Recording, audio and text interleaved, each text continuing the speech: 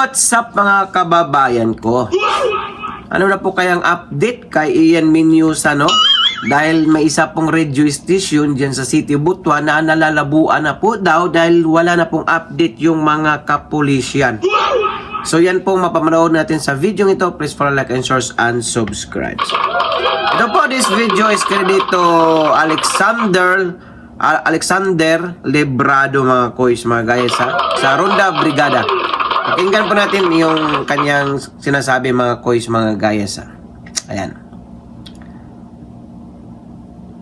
Kung balita, ang kapulisan sa Butuan hilom paghihapon sa update sa kaso mga kabrigada sa Batang Menyusa. Ang karon. Ayan po, sabi po niya, ang kapulisyan po daw sa Butuan City ay tahimik po daw sa update o pangyayari. Kung may hustisya ba daw ito si Ian Menyusa, no? Mga ilang araw na rin kasi po ay hindi na po nagpalabas ng update yung mga kapulisyan kung sa isinisagawa nilang laboratory ng bloodstain na nakita doon sa bahay ni Ian Menyusa, kung ano na pong resulta noon. Wala na pong silang ibinibigay na update, no? Hindi pa natin masisisi. Siguro po dahil po naguguluhan po sila sa mga vloggers o sa iba pang nakisausaw, no? Na yung iba gumagawa-gawa ng mga fake newsan, misleading content, clickbait na hindi na po angkop o hindi na po tama, nakakasira na po, no? Hindi po natin alam o baka po mayroon pa po silang titignan na mas napakaganda pang gagawin nila para sa investigasyon patungkol po ito kay Ian Menyusa. Patuloy po natin. Ang karon wala kisaw. So, bot mapasabot nga kana bang napasagdan or naalang gyud sa ila panggi palawman. Hinaut unta nga napamoy gipalawman diha nga pagpanubay. Sabi po ng reporter, ibig ba sabihin ay malabo na ba? Or mayroon pang talagang iniimbestigahan na malalim para matumbok, matukoy yung suspect sa pagkatsugi ni Ian Menyusa? Kalungkot lang mga quiz, mga guys, no? Dahil halos mag-isang buwan na po. Wala pa pong, hindi pa po malinaw yung matatanggap ba yung hustisya ni Ian Menyusa. O baka makalimutan na po, no? Kasi mahirap din naman po gagawa-gawa nung yung mga kapulisya ng mga kaso o magtuturo ng suspect na hindi naman po talaga kawawa naman po talaga. Patuloy po natin. Pili unta ingon nga ni undang na kay wa lagi paglaom. Ora gini atong gi pangina. Sabi ng reporter, sana po talaga hindi po itigil yung excuse me po, itigil yung investigasyon dahil wala nang paglaom o pag-asa sa justisya ni Ian Menyusa. Tama naman po. Ay talagang siguro, no, I think na hindi naman talaga titigil yung mga kapulisyan hanggat hindi po natatanggap ni Ian Menyusa yung hustisya. Dahil kawawa po yung bata, mga kois, mga guys. Naot nga unta ang kaso sa bata dili undangan. Pero wa mo gyud putay mahimo og wala gyud do. Lisod po. Sabi ng reporter, hoping na talagang hindi po mapag-iwanan yung kaso ni Ian Menyusa at makakamit po yung hustisya, no, para sa bata kasi walang kapuwang-puwang yung bata, mga kuys, mga guys, no, na marami din namang talagang nagsasabi na imposible daw, hindi alam ng magulang. Wala po tayong magagawa hanggat wala pa pong suspect, wala pa pong umaamin, wala pa pong testigo. Hindi po tayo basta-basta makapagbintang sa mga magulang ni Ian Menyusa, mga kuys, mga guys. Dapat talaga idaan po sa legal na action, para po talaga matumbok yung totoong salarin o suspect na gumawa sa karumal-dumal o heinous crime kay Ian Menyusa, no? Lisod ato pamatyon tanang mga ato ng pogso ng pagtuokon tanang mga tao diha. Sabi ng reporter, mga kois, mahirap naman daw na sakalin at tsugiin yung mga tao dyan para umamin lang talaga sila. Tama naman po kasi hindi po basta-bastang ganun na kaso, no? Mapagbintangan ka na ikaw yung gumawa, murder, Tapos gawa-gawa lang pala na mga ebidensya. Kaya mahirap po, kawawa po. Kaya hindi po basta-basta yung mga kapulisan dyan na gagawa-gawa po ng kung sino ang suspect. Talagang iniimbestigahan po nila. Talagang dinadaan po sa tamang proseso. Pwede ato na silang pang pitlokon kaya arong atong pugsun pa witness. Unya gwag yun.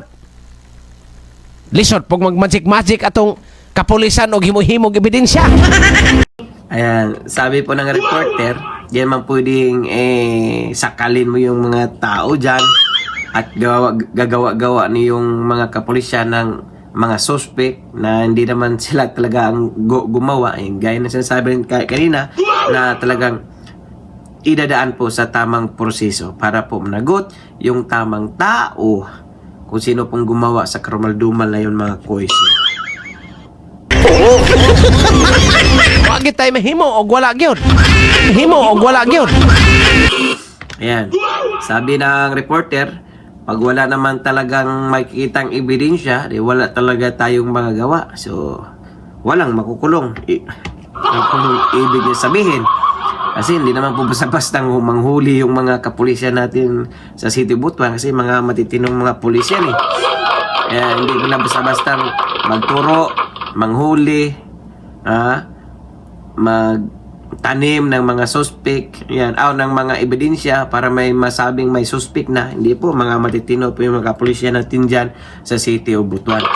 Yan tayo lang po natin na may kasabihan nga na may walang usok na hindi talaga lalabas talaga yung katotohanan. Yan po ay pag-pray po natin, no? Na sana po mayroon na pong umamin man lang mga kois o mayroon po testigo nga makapagturo.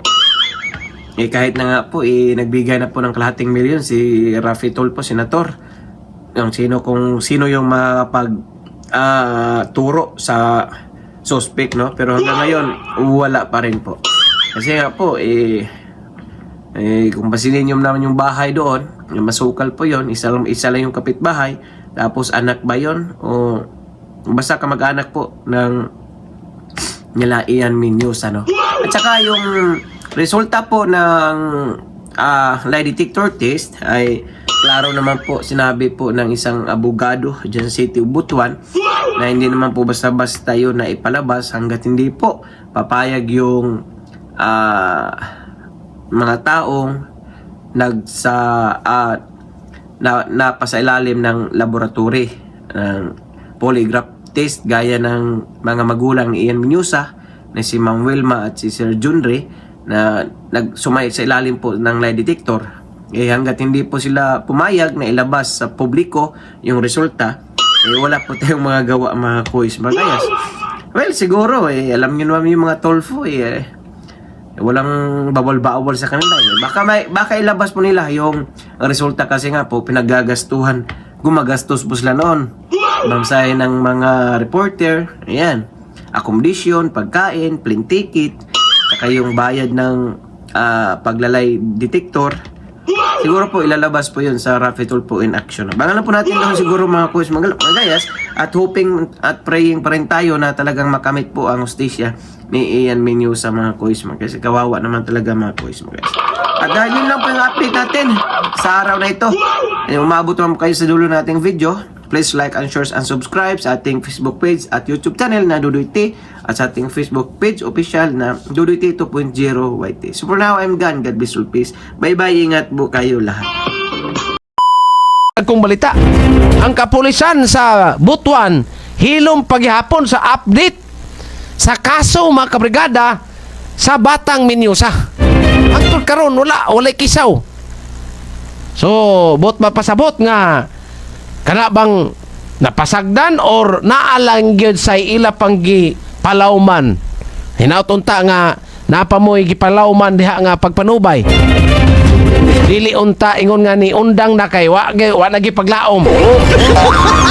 Ora gini atong gipanginaot nga unta ang kaso sa bata dili undangan. Pero wa mo gyud putay mahimo og wala gyud do. Lisod po ato pamatyon tanang mga ato ng pogso ng pagtuokon tanang mga tao diha. mapupwede ato na silang pang pitlokon kay arong atong pugsur pa witness. Unya wa gyud. Lisod pag mag-magic atong kapulisan og himo-himog ebidensya. Wa gyud tay mahimo og wala gyud. Our hearts beat to the city streets. We began to feel the fire. We rise like